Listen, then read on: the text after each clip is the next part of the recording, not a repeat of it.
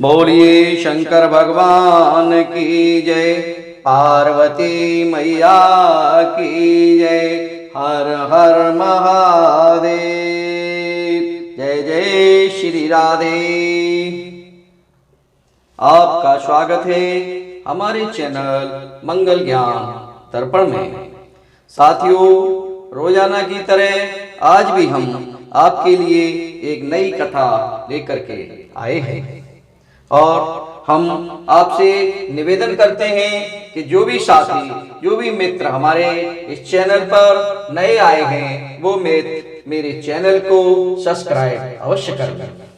और हम आज आपको एक ऐसी कथा सुनाने जा रहे हैं कि उसे सुनने और समझने मात्र से ही भोलेनाथ की कृपा प्राप्त हो जाती है। क्यों? इस छोटी सी कथा को आप पूरा श्रवण करें। पूरी कथा सुनने से ही पूर्ण संतुष्टि और पूर्ण जानकारी मिलती है। साथियों, आज हम आपको बताएंगे कि 5 वर्ष की कन्या को भगवान शंकर ने स्वयं आकर एक कथा सुनाई थी, और वो कथा क्या है वो हम आपको आगे सुनाते हैं। साथियों, विभीषण जी भगवान शंकर की पूजा आराधना कर रहे होते हैं और भगवान को प्रसन्न करते हैं और उनकी आराधना में ही दिन रात लगे रहते हैं। विभीषण जी को तो हम और आप सब लोग जानते ही हैं। उनकी एक बेटी त्रजटा थी जिसकी उम्र लगभग 5 वर्ष की थी। वो छोटी सी कन्या अपने पिता से पूछती है कि हे पिताश्री, आप ये क्या कर रहे हैं और आप क्यों कर रहे हैं? तो त्रजटा ने जब विभीषण जी से पूछा तो विभीषण जी ने बताया कि बेटा, ये भगवान भोलेनाथ हैं, हम इन्हीं की पूजा कर रहे हैं। इनकी पूजा करने से ही हमें सब कुछ मिलता है और यही हमें सब कुछ देते हैं।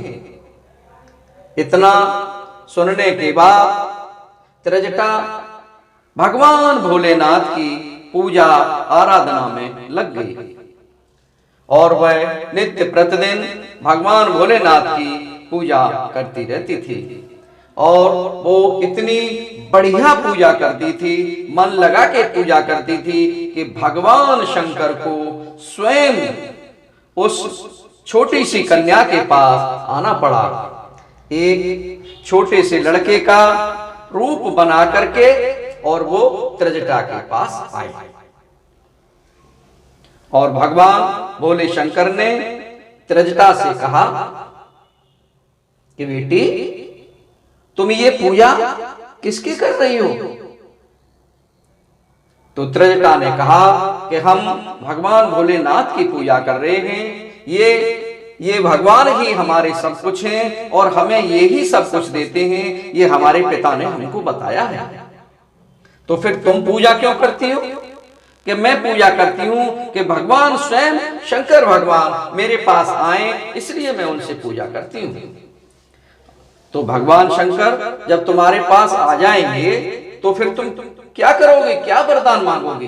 बोले, वरदान मैं नहीं मांगूंगी, मैं तो भगवान शंकर से ये पूछूंगी कि तुमने माता सती जी का त्याग क्यों कर दिया? सती जी का त्याग? हाँ, तो सती जी का त्याग कर दिया, ये मैं भगवान शंकर से पूछूंगी। तो बोले ठीक है, ये कथा हम आपको सुनाए देते हैं। तो उन्हें आप सुना दो।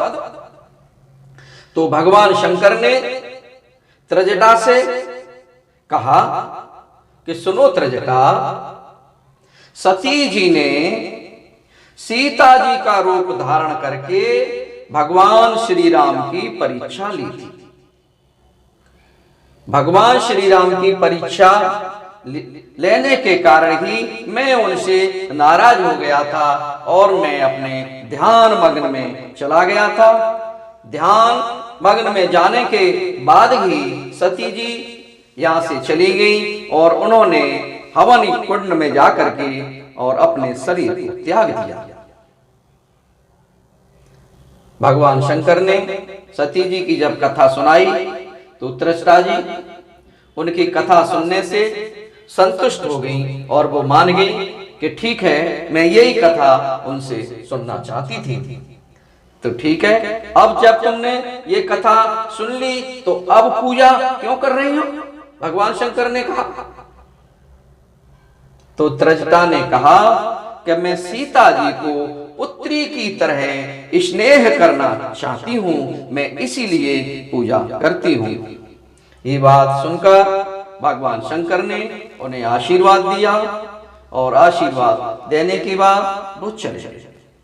साथियों, भगवान शंकर चले जाते हैं और त्रिजटा जी राक्षस होने के बाद भी भगवान भोले शंकर की पूजा में लगी रहती है और उन्हें वो वरदान भगवान भोले शंकर दे जाते हैं कि ठीक है, तुम्हें आगे चल करके सीता जी के पुत्री के रूप में तुम उनके स्नेह देना और तुम्हें स्नेह मिलेगा। धीरे धीरे त्रिजटा बड़ी हो जाती है और उधर राम रावण युद्ध जब होता है तो सीता जी वो लंका में आती है और सीता जी जब लंका में आ जाती हैं तो वही त्रिजटा राक्षसी जो थी, उन्हीं की ड्यूटी रावण लंका का जो राजा था उसने त्रिजटा की ड्यूटी सीता जी के पास लगा दी कि आप इनको समझाओ, हो जाओ, और तभी ये माने। साथियों, सब लोगों को पता है कि त्रिजटा ने सीता जी की सेवा एक पुत्री की तरह ही की और उन्होंने एक समय की बात है कि एक दिन तो ये बता दिया कि मेरे सपने में आज एक बानर आए हैं और उस बानर ने पूरी इस लंका को उजाड़ करके फेंक दिया है और इसमें आग लगा दी है। वो बानर कोई और नहीं, वो स्वयं हनुमान, और हनुमान भी भगवान शंकर ने ही स्वयं आकर के उन्हें ये सपना बताया और सपने के बाद दूसरे दिन ही हनुमान जी आ जाते हैं और लंका को आग लगा देते हैं। माता सीता को ढाढ़स बंधाती हैं एक पुत्री के रूप में। त्रिजटा बार बार समझाती है सीता जी को और जितने दिन तक वहां रही उतने दिन तक त्रिजटा मां की तरह ही सीता जी की सेवा करती रही। अंत में आकर के सीता जी की अग्नि परीक्षा होती है और अग्नि परीक्षा होने के बाद जब सीता जी अयोध्या को वापस जाती हैं तो उनको आशीर्वाद देती हैं कि बेटी तुम जाओ अयोध्या में महारानी बन करके तुम रहो। साथियों, इतना सब होने के बाद आप लोगों को पता है सीता जी चली जाती हैं, महारानी बनती हैं। इधर त्रिजटा भगवान शंकर की पूजा में लगी रहती हैं, भगवान भोलेनाथ की पूजा में लगी रहती हैं। और एक दिन ऐसा आता है कि त्रिजटा 2 लोटा दोनों हाथों में जल लेकर के भगवान भोलेनाथ के ऊपर चढ़ाती हैं, जैसे कि किसी ने कांवर चढ़ाई हो।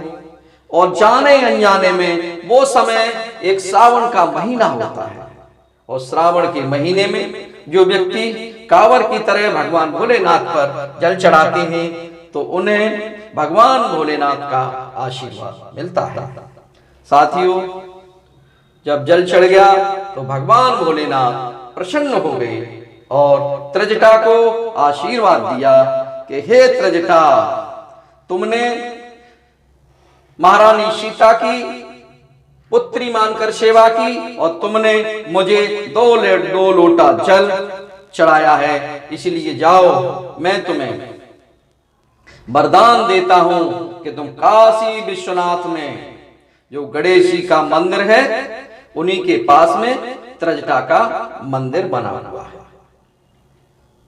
वहां मार्गशीर्ष के महीने में प्रतिपदा के दिन महिलाएं अपने सौभाग्यशाली बनने के लिए पूजा अर्चना करने के लिए वहां जाती हैं। और वहां अपने सौभाग्य की रक्षा के लिए पूजा पाठ करती हैं।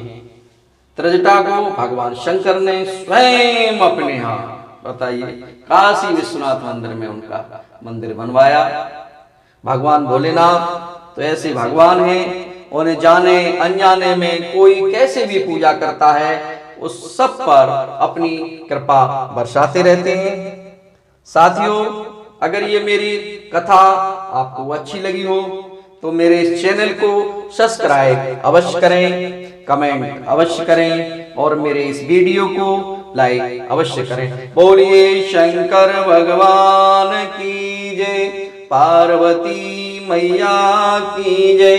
जय जय श्री राधे श्याम। धन्यवाद।